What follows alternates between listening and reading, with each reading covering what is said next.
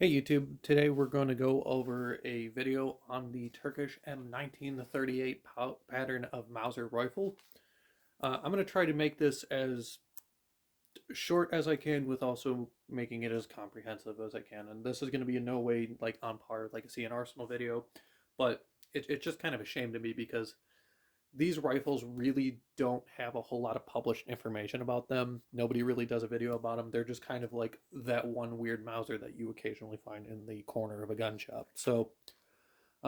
And I think that's kind of a shame because I think they're quite interesting rifles. And globally speaking, they're quite rare guns. We'll go over production numbers in a little bit, but everybody holds like K31s and stuff like that on a pedestal. But there were about half as many of these made as K31s. So they're they're quite rare guns globally speaking, not really in the US because a bunch of them were imported and they're quite available. And they're quite inexpensive. This particular rifle only cost me about $200, and that's 2023 prices, mind you. So that's doing really, really good for a surplus market. But anyway, we're going to get into it real quick here. So to understand the history of this rifle, first we have to discuss some previous rifles. Um, Generally speaking, Turkey basically just about bought every single type of Mauser from the 1871 until essentially they couldn't purchase guns anymore because Germany was in the middle of a Second World War. We'll get into that in a moment. Um, so Turkey used the 1871, the 1887, the 1888, the 1890, the 93, the 1903, which is where it starts getting very interesting for the sake of this gun, but there's other history to be covered with earlier rifles too. The Gewehr 98 and the 1908. Excuse me, not the '08. There is a pattern of '08. It's kind of it's unclear if that's a ground up rifle or it's kind of unclear what that is. Some people refer to them as 1907s. I think I've heard them referred to in 1907s earlier, but I think they're just a retrofit of the 1903. That's irrelevant for the sake of this video. Um, so 1887 and before, as far as the pattern of rifle, not necessarily the physical year, they were 9.5 by 60 millimeter R. I'm actually not entirely sure what the 71 was chambered in, but it doesn't matter. Um, the 1888s, I'm unclear on the chambering of those as well. It's irrelevant for the sake of this video. But in 1890, they adopted the 1890 pattern Mauser, and that was the first smokeless powder and first uh, 7.65 by 53 millimeter Belgian cartridge gun that the Ottoman Empire and later Turkey had in inventory. Um, and the 7.65 by 53 is really interesting for the history of this rifle, and I'll go into that in just a second here. 1893 was same cartridge, the 7.65 Belgian, although some of those later were converted to 8 Mauser. But they had their own specific pattern in 93 with a magazine cutoff, which was kind of interesting, kind of unique. Then there's later variations of those rifles, for example, the 93-33 and the 93-38. Now, 1903 pattern Mauser. This is where it gets very, very interesting because the Turkish M38, like I have in this video, essentially speaking, is a pattern of 1903, but in 8 millimeter Mauser or 7.92 by 57, rather than the older Belgian 7.65 by 53 cartridge. So it's very, very crucial because otherwise the guns are pretty much identical. The Charger bridge was a little interesting on the original 1903 because it was a split bridge and it used a finger coming off the ejector box housing to retain the stripper clip. Um, but more or less speaking, they're basically the same gun. Um, Later after that, the Ottoman Empire purchased Gewehr 98s during and after, funny enough, from Germany. During and after World War II, funny enough, from Germany. Those were all in 7.92 by 57 Mauser. So that was we have the gun, and now we have the new 8mm Mauser cartridge. So, what does Turkey do? Because they've got Gewehr 88s, they've got 1890s, they've got the 1893, they've got the 1903, they've got Gewehr 98s. They have just an absolute mess of guns in inventory and in two different smokeless powder cartridges. So basically, the solution for the Ottoman Empire was nothing because the Ottoman Empire uh, collapsed and Turkey didn't actually become a thing until October 29th, 1923. So the new Turkish government basically inherits the same systemic problem from the Ottoman Empire, where they just have an absolute mess of guns, parts are not interchangeable, they've got two different calibers floating around, it's a mess.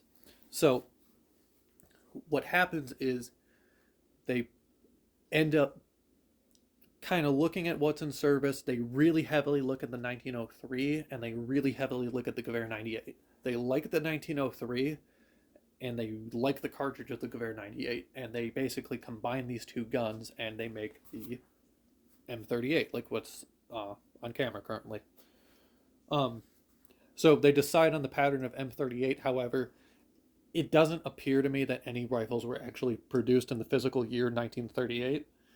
1939 guns have been found, but with wild serial numbers, kind of inconsistent serial numbers, especially considering that 1940 guns have been found with stupidly low serial numbers. So the general consensus is that the 1939 produced guns, and maybe there's some 1938 guns in there we just don't know, and maybe it even spills over into 1940 before they started domestic production. But the general consensus is with those rifles is that those are German Gewehr 98s that have been converted to this pattern of rifle. Now, we know for sure domestic production of receivers started in 1940. Those serial numbers go from 1 to 40,139 for 40,136 for a total of obviously 40,136 rifles produced.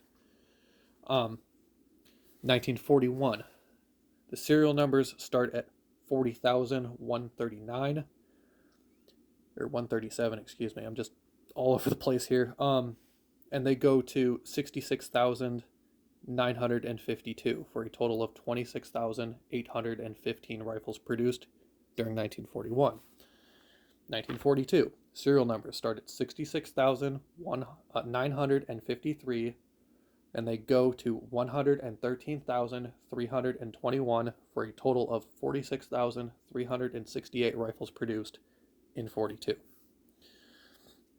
1943, serial number starts at 113,322 and goes until serial number 150,354 for a total of 37,032 rifles made in 1943.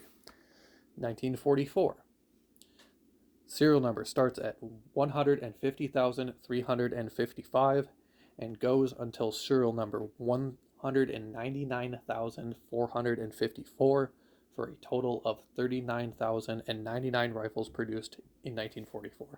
1945, this particular rifle is a 1945 example. Serial numbers for 1945 start at 199,455 and go until serial number 221,343 for a total of 21,888 rifles produced in 1945. 1946, serial numbers start at 221,344 and go until serial number 239,120 for a total production in 1946 of 17,776 rifles. So that gives us a grand total of domestically produced Turkish M1938 Mausers of 239,120 documented guns. Now, there's pretty concrete evidence to support that. That's the actual rifle production, but with the haze in the haze between 1938 and full production in 1940, it's unclear. It might have been as many as 150,000, but the 139,120 is I would use that as a reference, and I'm using that as a reference in this video. So I'm pretty confident of that one. Um, Now, essentially, as I said, it's a kind of a cross between the 1903 and the Gewehr 98, but it has some interestingness going on as far as production. So the 98, like the Gewehr 98, the K98, all the 98 pattern guns, like the the FN-24, the VZ-24, those are all large ring Mauser 98 actions. Now, this is a Mauser 98 action, but it has one key difference, and instead of a large ring receiver, it is a small ring receiver. Like, I guess probably the best example of a small ring receiver would be the Mauser 1896. If you've ever seen a Swedish Mauser, those are all small ring guns. And that's why people say these receivers are actually probably the strongest 98 pattern receiver ever made. And theoretically, that's true, but if you're shrinking the size of the barrel shank to increase the size of the receiver, you kind of end up with the same steel one way or another. So, in theory, yes. In practice, I don't really think that's. I don't think this is stronger than a Gewehr 98. I'm just gonna, yeah, just to put it simply. Um, Now, with that being said, I'm speculating this. I cannot confirm this, but I suspect the reason why they went with a small shank rather than a standard large shank, or a small ring rather than a standard large ring, is because all of the other previous Mausers they had in inventory from the Gewehr 88 onward were small ring guns, and they went through quite a process of converting those older guns to 8mm Mauser. Now, I can't confirm this, but I suspect the the barrel threads between this gun and those previous Mausers might have been interchangeable, and that might have been why they did it, or it was because of simple tooling. I just think it was probably because they were already producing an absolute ton of small ring pattern 8mm barrels. Once again, that's my theory. I don't know how true it is or how not true it is. Going over some markings on these rifles. Mine is marked as I will show you. Yours might be marked differently. It might be marked the same. I don't know what rifle you might have in front of you.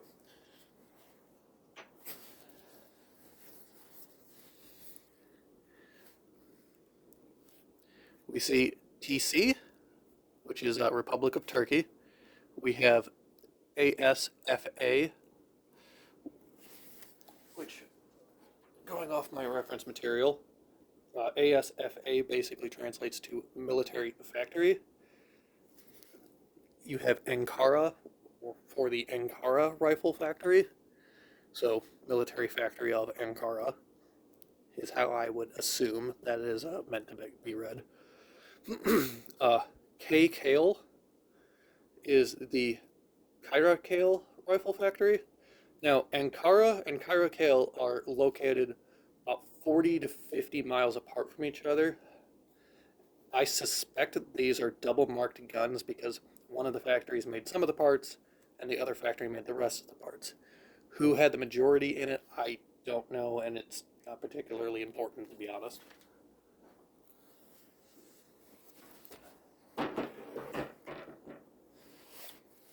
Going into some more information on these guns.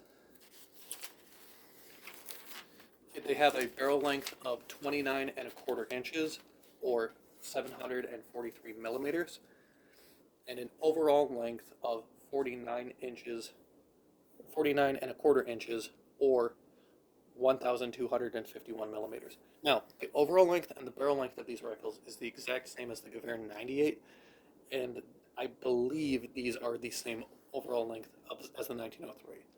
I do not have a 1903. I've not personally ever laid my eyes on a 1903. believe these are the same dimensions as an 03, but I cannot confirm that. Those rifles are incredibly rare now. The bayonet has a blade length of 10 inches or 254 millimeters, and the bayonet overall length is 15 inches or 381 millimeters. The rifle and the bayonet together are an astounding 59.5 inches or 1,511 millimeters. It's a massively long rifle. If you own a Mosin Nagant, this is longer than that. So it's including the, if I'm not mistaken, I believe the actual the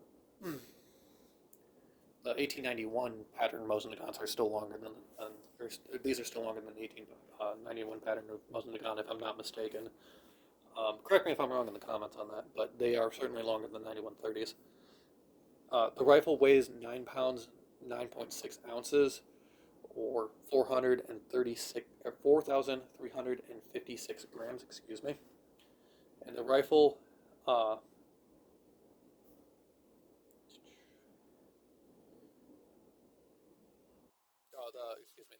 bayonet with scabbard is 1 pound, 5.9 ounces, or 620 grams. Without scabbard, it is 1 pound, 0.2 ounces, or 462 grams, if you care to know. The barrels on these, as I already stated, they are 29.25 inches, but they are 4-groove right-hand twist with a twist rate of 1 in 9.84 in metric. That is a twist rate of 1 in 250 millimeter. They use a 5-round flush-fitting magazine holding 5-round flush-fitting magazine holding 7.92 by 57 millimeter, also known as 8 by 57 millimeter or simply 8 millimeter Mauser. It's all the same thing. They're stripper clip fed through the top, but they use a more traditional Mauser 98 pattern stripper clip guide rather than the old split bridge. You can see it's just all one thing milled into the receiver. Standard ejector box, standard stripper clip thumb cut inside of the receiver. It does not have a last round hold open bolt, which is somewhat unique for the rifles. Mauser long style extractor, Mauser style safety lug, and actually, funny enough, this rifle in particular was manufactured with a Gewehr 98 bolt, and a lot of the normal rifle production, once they started making their own receivers in 1940, but the 40 to 46 guns, a lot of them will have German-produced Gewehr 98 parts in them. I don't believe the Turkish government actually serialized, like you see this, the sight serialized to the rifle. I do not believe the Turkish re-serialized Gewehr 98 parts. I have seen no evidence to support that there are Turkish serial numbers on German-produced parts. It seems they only serialize parts if they themselves produce them. So, uses a standard Mauser 3-position safety. So that is fire, that is safe, but the bolt can still move, and that is safe with the bolt locked up. And then there's standard Mauser cock on open. Excuse me, cock on open.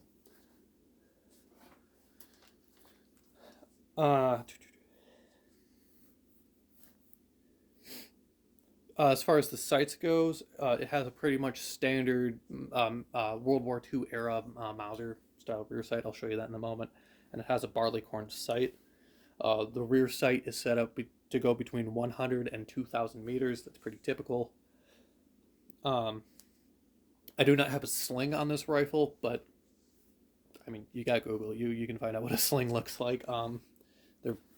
They're pretty mundane. I also do not have a cleaning rod. If you want to see a cleaning rod, I'm sorry, I can't help you there. Interestingly enough, the nose cap and bayonet lug almost used like an earlier Mauser 98 style of spring. If you've seen a Spanish Mauser or if you've seen a Swedish M96, these things are quite familiar with you. Standard sling swivel in the back, and these will have what looks like a screw in them. This one is just like a nail. That's how I purchased the rifle. Don't crucify me here, pun intended. These have a nail in them.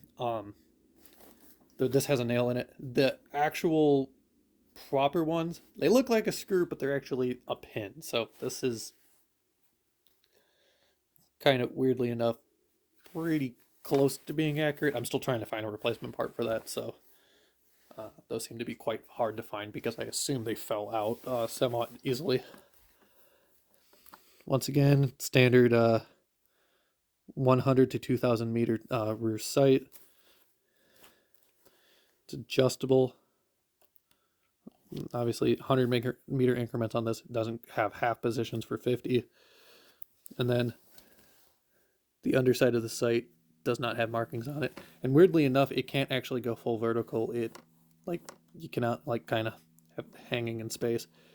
Like a lot of Mauser sights, you can flip forward until they're like almost here. That way, for whatever reason, this one seems to have a stop on it. I've shown you the receiver markings. The bottom metal is pretty standard for a Mauser 98, but weirdly enough, these rifles do not have the extra capture screws in the front and back. I assume that was just for expedience of production. They do not have a hole in the front of the trigger guard for a trigger guard mounted sling. However, they do have a rear swivel, and then you've already seen the front swivel.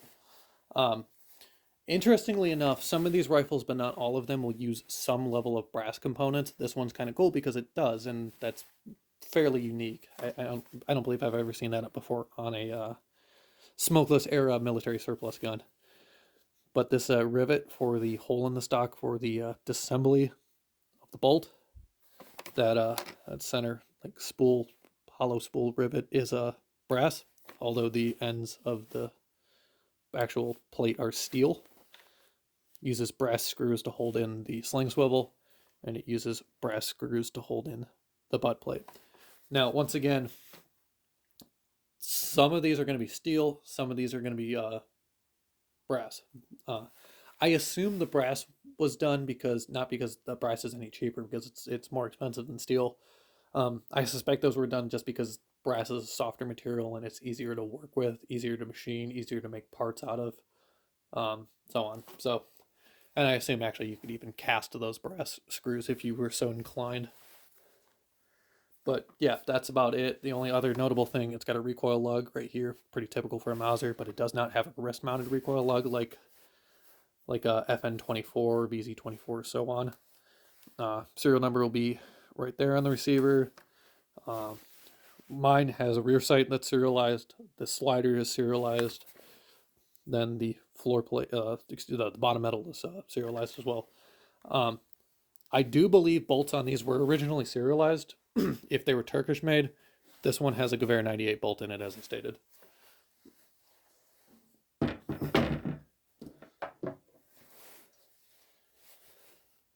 Bayonet is typical for a Mauser, except the muzzle ring is much higher up on these rifles.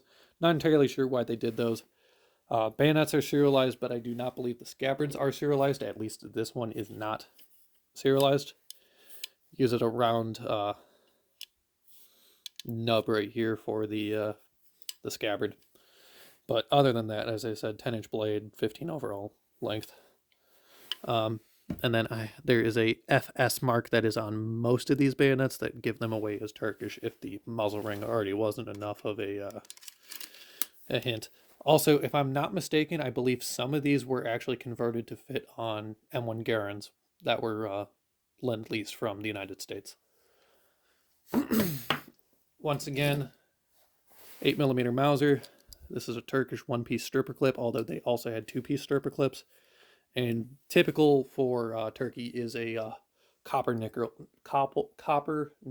bullet. Excuse me.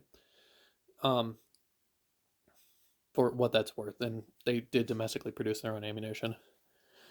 I will say one of the reasons why they had to produce these rifles domestically is because they couldn't really buy rifles from Germany during World War II for obvious reasons. So that's greatly what influenced the Turkish to go forward with production, not just kind of start it and let it fizzle out.